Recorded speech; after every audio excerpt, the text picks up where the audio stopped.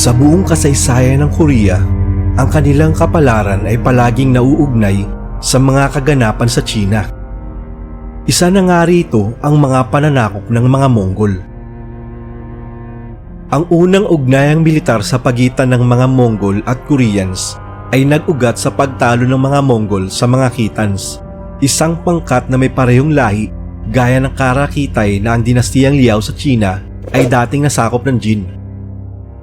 Noong 1216, dahil sa mga Mongol, ang mga Khitans ay napadpad patungong Ilog Yalu na noon pa man at hanggang ngayon ay nagsisilbing hangganan ng Korea.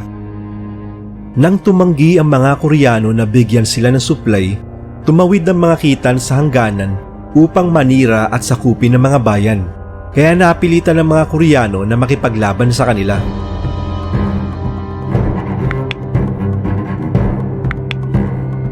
Noong taglamig ng 1216, pinasok ng mga Mongol ang Korea upang tugisin ang mga Khitans at nagkaroon ng labanan sa lungsod ng Kangdong. Isang matinding pagbagsak ng nyebe ang nagputol sa mga rutang tinahak ng mga Mongol, dahilan upang isipin ng mga Khitans na makakayanan nilang ipagtanggol ang kanilang kuta hanggang sa maubusan ng supply at umatras ang mga Mongol. Bilang tugon, humingi ang mga Mongol ng tulong sa pamahalaan ng dinastiyang Goryeo sa dahilang pumunta sila sa Korea upang palayain ang mga tao nito mula sa pananakop ng mga Khitans. Gayunpaman, nag-aalinlangan ng mga pinuno ng Goryeo na makipagtulungan sa mga Mongol dahil ayon sa isang opisyal nila, ang mga ito ay ang pinakawalang awang mga barbaro mula sa Hilaga. Nang tuluyang aprubahan ng kasunduan, nag-ingat ng husto ang komandante ng Korea na si Cho Chung at ipinadala lamang ang kanyang general na si Kim Il-yong upang magbigay ng ilang supply sa mga Mongol. Hinutusan din si Kim na bantayang mabuti ang kilos ng mga Mongol at sa Taichung ang kanyang mga archers ay nagpakita ng kaunting suporta sa pagsakop ng kuta ng mga Khitans. Noong 1219, isang malaking hukbong Koreano ang sumama sa mga Mongol sa isang maseryosong pagsalakay sa kuta ng mga Khitans sa Kangdong. Ganap na napalibutan ng pinagsamang hukbo ang mga pader ng lungsod at 40 Khitans ang lumabas upang sumuko. Dahil pakiramdam ng kanilang pinuno na siya'y inabandona, nagpatiwakal ito sa pamamagitan ng pagbibigti.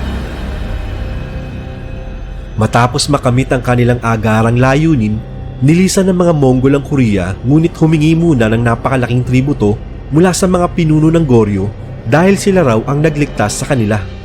Alam ng mga Koreano na hindi doon nagtatapos ang lahat at naniniwala silang babalik rin ang mga ito. Sa katunayan, may ilang Mongol na hindi tuluyang umalis sa Korea at naninirahan sa bayan ng Uiju, malapit sa hangganan, na may utos na pag-aralan ng wika ng mga Koreano at maghintay sa pagbabalik ng iba.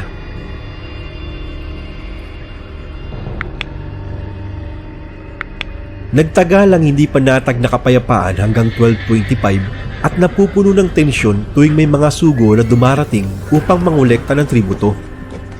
At isang araw, isang seryosong insidente ang matinding sumubok sa ugnayan ng Goryeo at ng mga Mongol.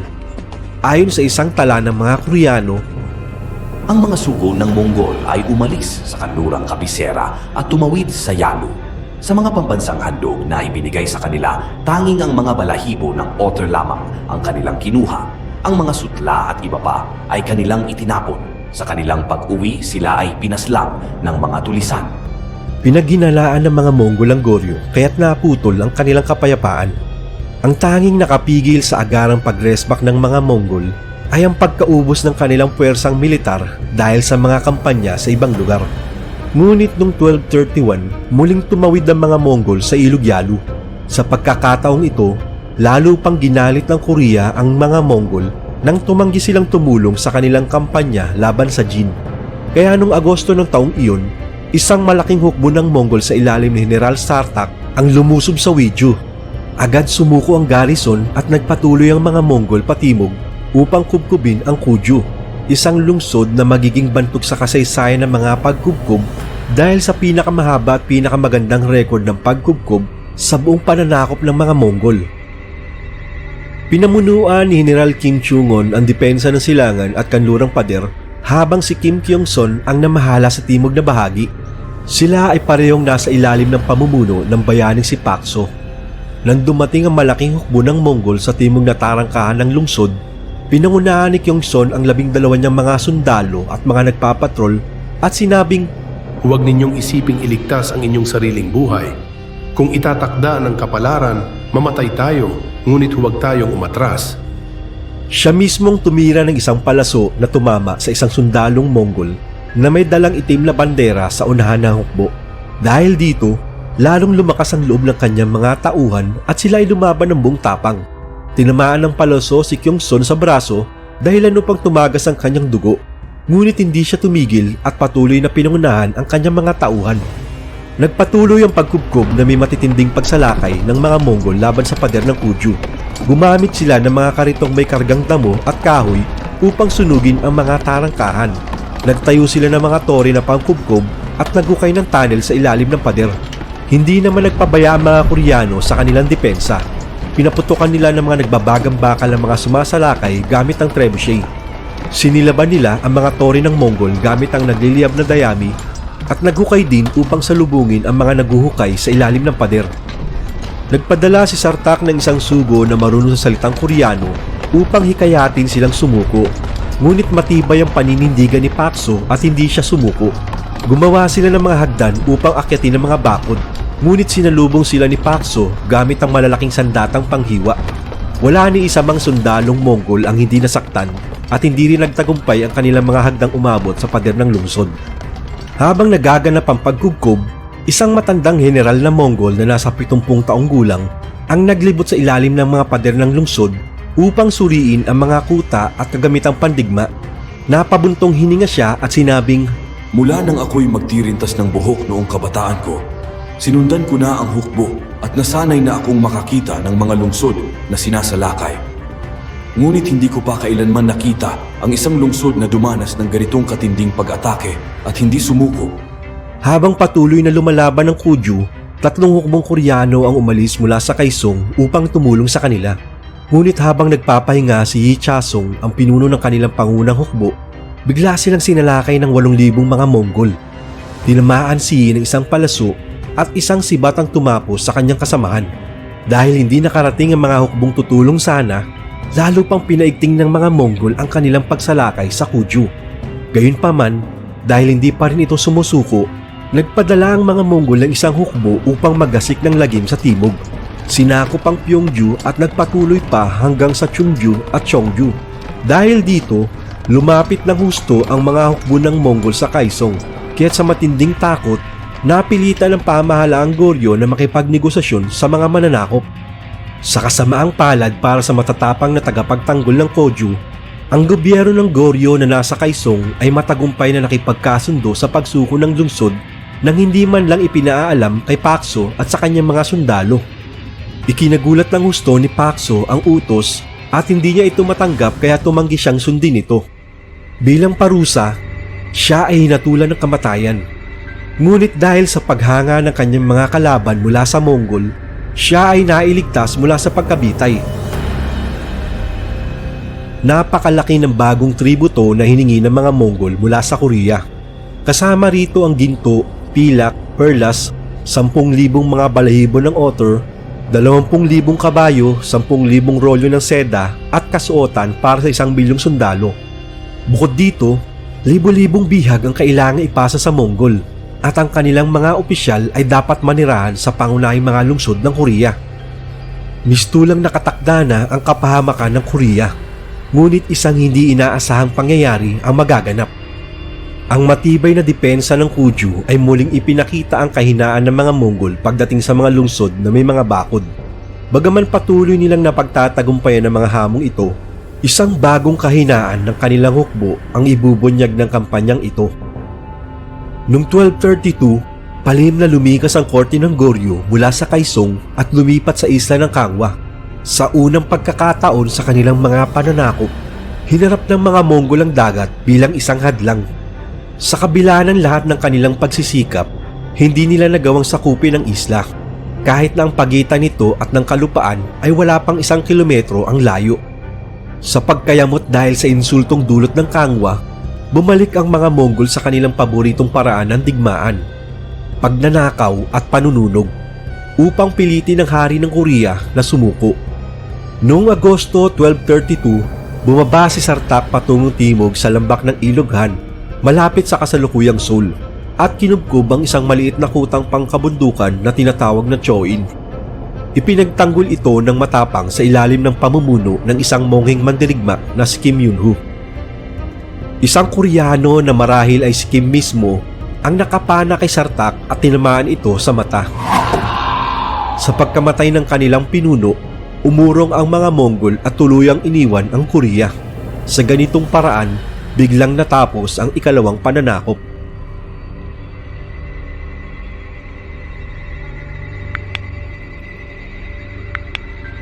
Isa ang Korea sa mga target na itinakda sa epikong Kuriltai ng mataas na pamunuan ng mga Mongol noong 1235, kasabay ng paglulunsad ng pananakop sa Europa at ang kampanya laban sa Southern Song.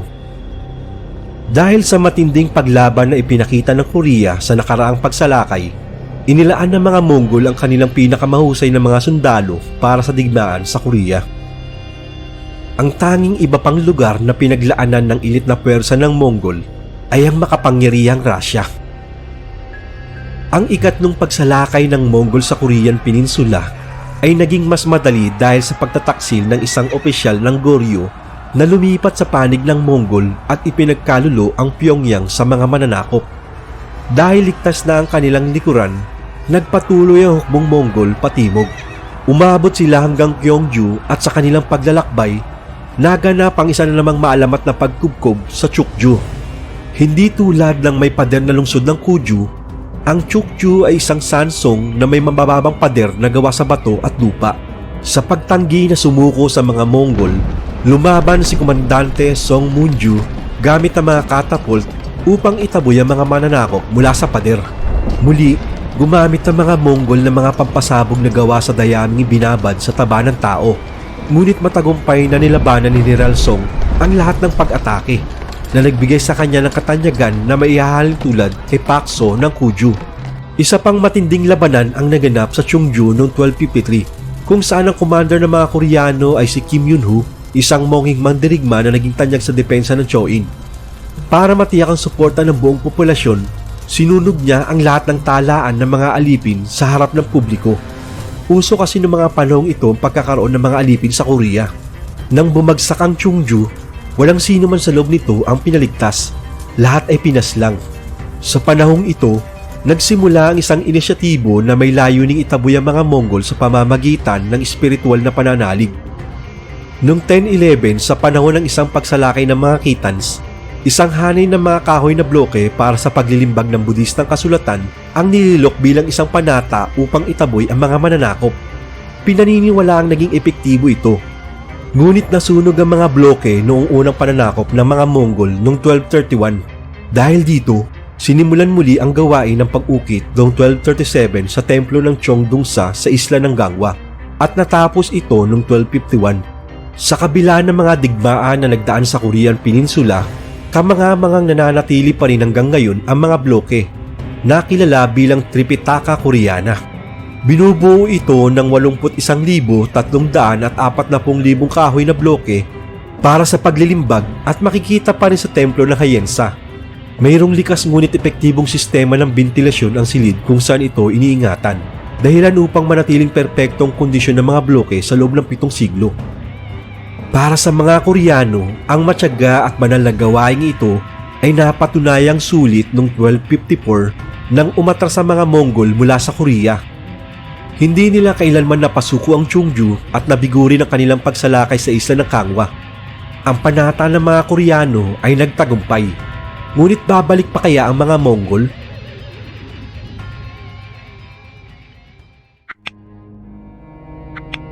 Ilang buwan lamang ang lumipas bago nagkatotoo ang pinakakinatatakutang bangungot ng mga Koreano.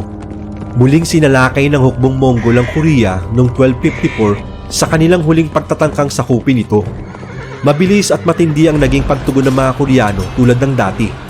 Muling inatake ang Cheongju, ngunit isang biglaang bagyo ang tumulong sa mga tagapagtanggol nito na nagpilit sa mga Mongol na agad umatras. Bagaman nananatiling ligtas ang isla ng Gangwa, sinimulan ng mga Mongol ang pagtatayo ng sarili nilang mga kuta sa Korea upang masiguro ang kanilang mga pananalakay. Isa sa mga ito ay ang pader sa paligid ng kanilang teritoryo sa Wiju. Ang bagong estratehiya ng Mongol ay naging isang mahalagang pagbabago sa takbo ng digmaan. Noong 1258, isang radikal na pagbabago sa politika ng Korea ang lalong nagpatibay sa posisyon ng mga Mongol. Sa lahat ng naunang pagsalakay, hindi ang hari ng Korea kundi ang matigas na anti-Mongol na pamilya ng Chowi ang namumuno sa paglaban mula sa Kangwa. Sila ang nasusunod pagdating sa militar ng Korea. Ngunit nang paslangin si Chowi Ui noong 1258, si Haring Kojong mismong namuno sa pamahalaan at nagpahayag ng kagustuhang makipagkasundo sa mga Mongol. Bilang patunay ng mabuting intensyon, nagpadala sila ng mga bihag sa korte ng Mongol. Gayunpaman, isang pangkat ng matitigas na opisyal ng militar ang nagpatalsik sa bagong hari, si Wongjong, at nagpatuloy sa pakipaglaban. Ang kanilang tagumpay ay panandalian lamang, sapagkat inimbitahan ng maharlikang pamilya ng Korea ang mga Mongol upang tulungan silang talunin ang mga rebelde. Noong 1270, tuluyang gumuho ang pagkaaklas at ang mga natitirang mandirigma ay tumakas patungong Jeju Island. Noong 1273, sa isang pangwakas na kasunduang diplomatiko, ipinakasal ang tagapagmana ng trono ng Korea sa anak na babae ni Kublai Khan. Dahil dito, tuluyang natapos ang paglaban mula sa Jeju. Bilang bahagi ng kasunduang pangkapayapaan, kalahati ng Jeju Island ay ginawang pastulan para sa mga kabayo ng Mongol. At ganito rin ang nangyari sa iba't ibang bahagi ng Korea.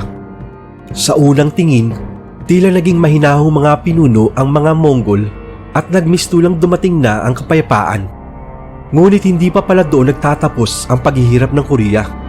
Makalipas lamang ang isang taon, muling nilapastangan ng kanilang soberanya nang sapilitang gamitin ng mga Mongol ang kanilang mga sundalo at hukbong pandagat para sa pinakamapangas na proyektong pandagat ng Mongol, ang pananakop sa Japan.